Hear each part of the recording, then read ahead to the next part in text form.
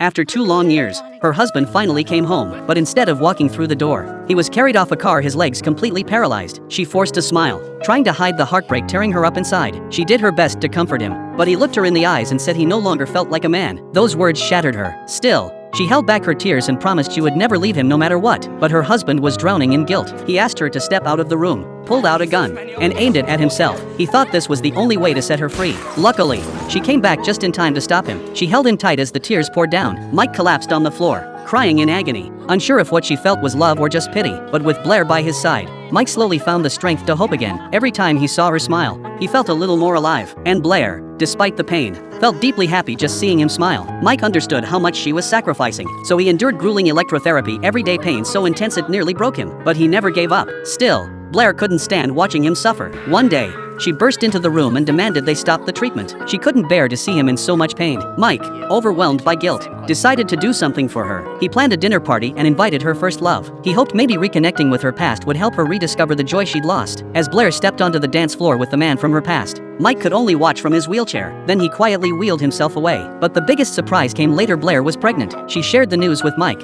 who forced a smile, but she could see the storm behind his eyes. She assured him everything would be okay and that she'd take care of it all. Mike had no choice but to put on a brave face and announce the good news. He was going to be a father. But deep down, the news left Blair unsettled.